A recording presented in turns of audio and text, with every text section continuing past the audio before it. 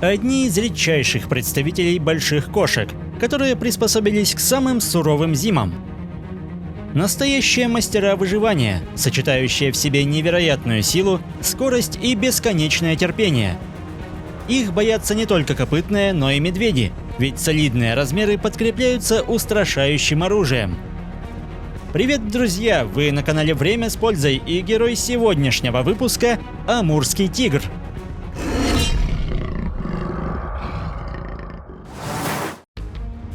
Амурский или уссурийский тигр – наиболее крупный подвид среди себе подобных. При длине тела более 3 метров самцы весят свыше 200 килограмм. Обитают полосатые хищники в лиственных лесах на Дальнем Востоке России и в северо-восточном Китае, где каждый из них имеет невероятно обширное владение, которое регулярно патрулируется в поисках пропитания. Как же тигру при его отменном аппетите удается не остаться голодным? Выходя на охоту, этот хищник не мелочится при выборе добычи, и местные копытные всегда в приоритете. Олени – невероятно быстрые и выносливые бегуны, поэтому прежде чем перейти к погоне, охотник должен уменьшить дистанцию. Даже при наличии маскировки сделать это непросто, ведь копытные собираются в стада не просто так, и даже на отдыхе у них всегда есть часовые, которые пристально следят за обстановкой, и в любой сомнительной ситуации вся компания готова в мгновение ока сорваться с места. Буквально с первых месяцев жизни амурский тигр учится сливаться с местностью. Гигантский кот всегда действует в одиночку, поэтому холмы, деревья и высокая трава – его главные союзники. Полоски на теле также играют важное значение. На фоне лесной подстилки и растительности они размывают очертания зверя, что даже при обнаружении не дает добыче в полной мере оценить его размеры на расстоянии. Мягкие подушечки лап и плавные движения помогают сохранять абсолютную тишину при перемещении, что особенно важно в том числе при наличии укрытия, ведь слух бдительных животных развит лучше всего, и подвести может даже малейший шорох. Но расстояние, на которое стоит приблизиться тигру, не должно превышать и 10 метров, что при исполинских размерах часто становится невыполнимой задачей. Опыт не приходит сразу, поэтому первые месяцы или даже годы самостоятельной жизни самые тяжелые в жизни большой кошки. Чтобы выжить, тигру приходится питаться падалью и надеяться на встречу с больными и слабыми животными. Но со временем, после многих неудач, у охотника появляются шансы бросить вызов самым крупным соседям.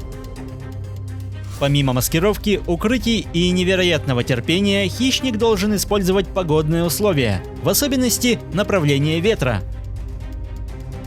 Капризы стихии, такие как туман или дождь, помогают остаться в тени, и когда до цели остаются считанные шаги, внезапный рывок позволяет застать добычу врасплох, что в разы уменьшает ее шансы на побег. Огромные клыки длиной до 8 сантиметров впиваются в шею, что в считанные секунды ставит точку в неравной борьбе. Амурский тигр предпочитает не только подкрадываться к цели. Часто он заранее занимает позицию и ждет, пока добыча сама не приблизится на опасное расстояние. Для этого хищник часто выбирает места кормления или водопои, где шансы на появление животных намного выше. Стремительная атака лишает цель возможности набрать достаточную скорость, а значит, ее участь становится незавидной. В случае неудачи большая кошка быстро бросает преследование, ведь она не приспособлена к затяжным погоням. Тем не менее, на коротких дистанциях тигр может развивать скорость свыше 60 км в час. И если стадо оленей большое, погоня может затянуться, ведь при обилии животных есть шансы найти ослабленную или сбитую с толку мишень.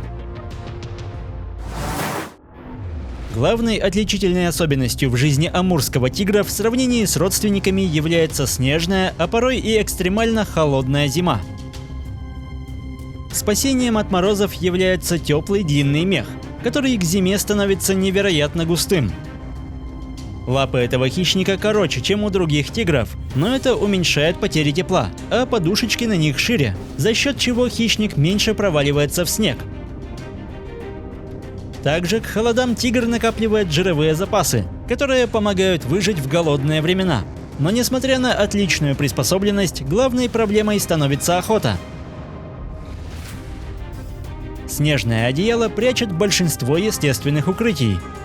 Высокая трава больше не приходит на помощь, а снег, несмотря на широкие лапы, заметно усложняет перемещение. Расход энергии на поддержание температуры тела увеличивается, а значит растет и потребность в еде. Другим лесным обитателям также приходится несладко, что в некоторых случаях уравнивает шансы. Изучая тропы копытных, хищник неспешно обследует свои владения, но стоит лишь добыче появиться на горизонте, как охотник мгновенно переходит в боевую готовность. В это время года оставаться незаметным в разы сложнее, ведь маскировка теряет свою эффективность, поэтому действовать нужно быстро. О минимальной дистанции не может быть и речи, поэтому хищник делает ставку на скорость, которой не всегда могут похвастаться ослабленные морозами животные.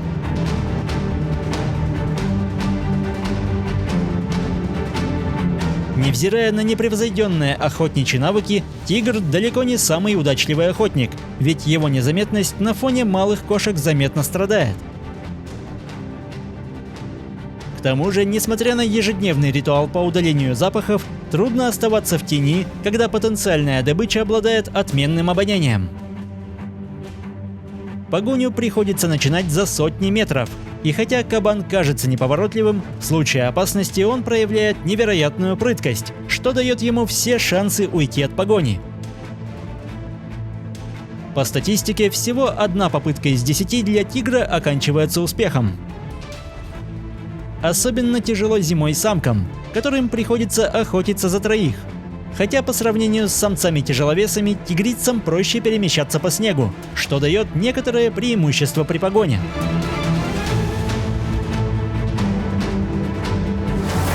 Если медведь считается хозяином леса, то в этих местах почетное звание стоит отдать большой кошке, ведь косолапые также входят в ее рацион.